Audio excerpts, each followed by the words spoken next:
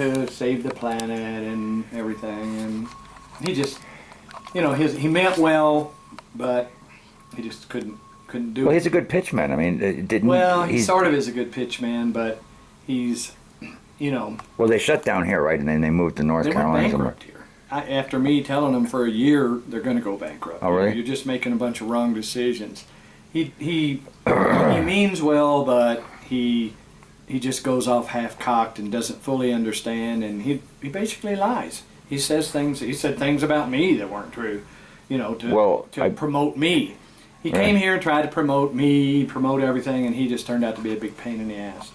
And I ended up buying his building back from the bank. Well, that's what I heard, and it's really funny because I was actually at the afterburn at the Sands Regency in Reno, and I sat next to a guy in the outside tiki bar pool who had actually worked on decommissioning it, taking down the They took all the shit out of the solar panels.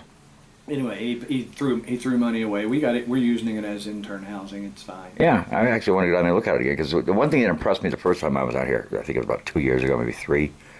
I came here and looked around. I think I did the tour. But I went down there, and it was after their tour time because they were doing tours too. I just knocked on the door, and it was the guy who was like sort of their acting chief scientist at the time was working on the Fresnel lenses, and they just never got anything done. The cool thing was that he answered the door, and I wound up spending 3 hours there. In other words, I said, "Can I take a tour?" They walked me around, so they were very nice. And Robert's got a lot of theories about water energizing and recycling, and I was very impressed with the place. Anyway, I used to call it the Taj Mahal of solar homes because it was. I mean, I have their book too. The one that they produced. A lot of gadgets.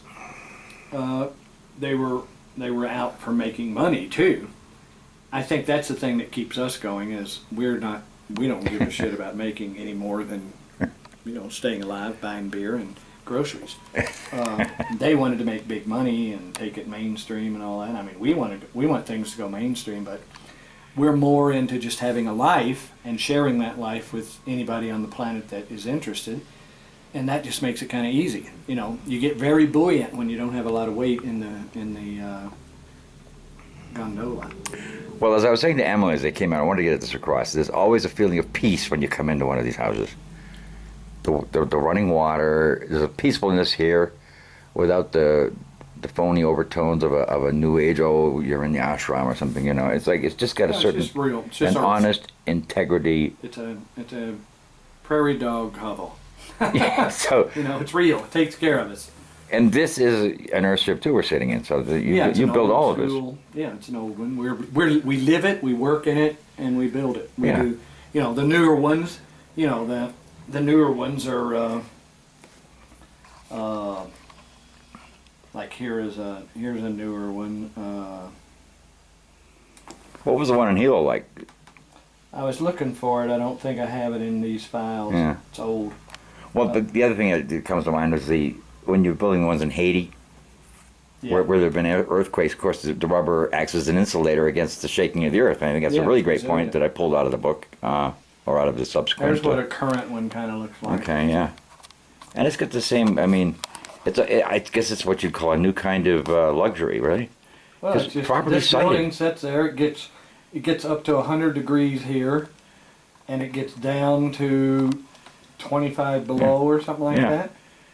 And you're sitting there in the same temperature winter and summer with bananas growing in your hallway. That's what it's like. Now, Very simple. There's no fucking jacuzzis or water assimilators or whatever, contraptions. It's just very simple life. You got food, you got water, you got power, you got stable temperature, and you got no bills. And so basically it's a decent way to live. You're off the grid. Yeah. And I met a guy named Patrick up at the Fort Garland Old West Cafe who has built an Earthship. Because I'm out on the road here to get this thing started, and I had a whole bunch of incredible meetings. I mean, even though you've gotten a lot of resistance, I think that when you move in a direction, you eventually get some support. People start coming around and rallying. Well, the thing is, you learn. Here's the best way to deal with that. get yourself set up so you don't need support, then you'll have it. But by then you don't care. But then you don't need it. Yeah, you don't Yeah. need it. So if you get it so you don't need it and you don't need support, I'm doing this because Yeah. I think it will save my ass, and it is. Well, I wish there had been some workaround when I was trying to do my 8 solar ranches in Maine, because it was the same principles as Rex Roberts, with some features like catchment and some additional features would be more like an Earthship. I mean, you've certainly taken this. I mean, how long did it take for it to really reach critical mass for you? I mean, just It's probably still reaching critical mass. You know, it's just going on. It's the proportions keep changing, the formulas keep changing, the ratios keep changing. It's like this. We're seeing that what we're playing with is what every human on this planet wants, which is just simple security and survival. Every human on this planet wants Yeah. water. If we can show them a vessel that will get water from the sky, same with power, same with food, same with shelter, same with comfort. They all have garbage, they all shit.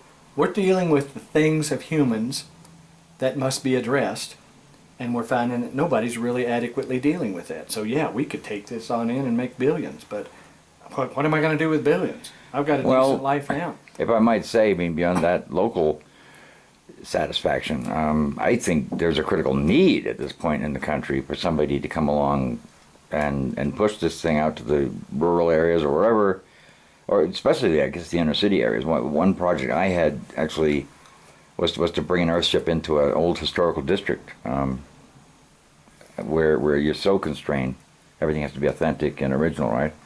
And I wanted to, I still will present this idea of hiding the features, you know, like the solar panels could be on the lawn above the wall where you couldn't see it from the street, you know, things like that.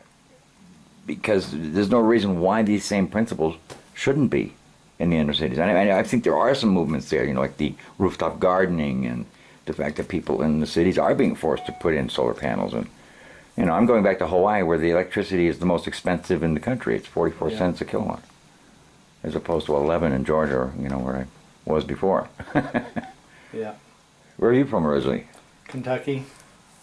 Yeah, because I hear a little bit of the, you know, the region I'm used to being in. Even though I moved there after many years of moving around, I'm originally from the Northeast. But I think, you know, Michael, with the kind of heating oil prices and the crisis up there, I mean, isn't like the Northeast overripe to be saved by some kind of? Oh yeah, yeah. They're just every place though. You see, if it's the Northeast, it's heating. If it's the South, it's cooling. But it's all the same principle. It's water. I mean, one of these issues is crucial everywhere on the planet, if not 2 or 3 or 4 of them. So we're dealing Yeah. with sustenance for people. And we have a vessel that looks like that may be a little unconventional looking, but it takes care of people. Well, Most yeah. people sitting at that table will always be comfortable. They will always have water. They will always have electricity. They will always have food. And they will have no bills. And unless they drop an atomic bomb right smack on the building, they'll be okay. And we're trying to make it okay for, 7 billion people.